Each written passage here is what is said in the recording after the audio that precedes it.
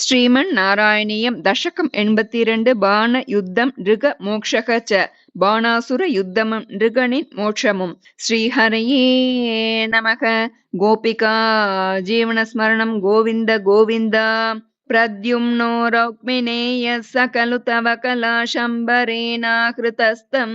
हत्वा रत्या सहाप्तो निजपुरमकरत् रुक्मिकन्यां च धन्यां तत्पुत्रोऽतानिरुद्धो गुणनिधिरवहत् रोचनां रुक्मिपौत्रीं तत्रोद्वाहे गतस्त्वं न्यवधिमुसलिना रुक्म्यपि द्यूतवैरात् बाणस्य सा बलिसुतस्य सहस्रबाहुर्माहेश्वरस्य मखिता दुःखिता किलोषा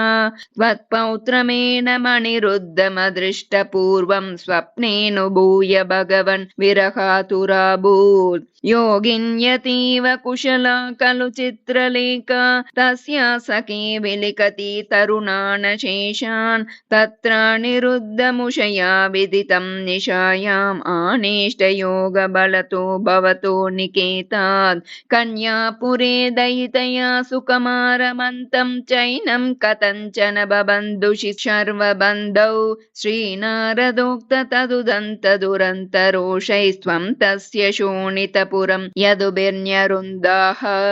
पुरीपालशैलप्रियदुहितृनाथोऽस्य भगवान् समं भूतव्रातैर्यदुबलमशङ्कं निरुरुदे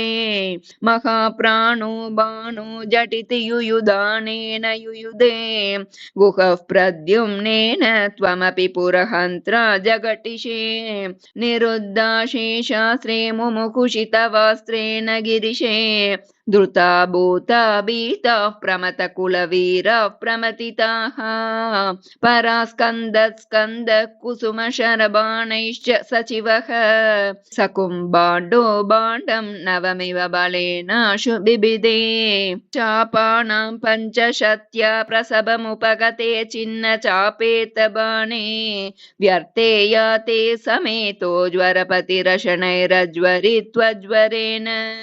ज्ञानी स्तुत्वा तदत्वा तव चरितजुषां विज्वरं सज्वरोगात् प्रायोऽन्तर्ज्ञानवन्तोऽपि च बहुतमसा रौद्रचेष्टा हि रौद्राः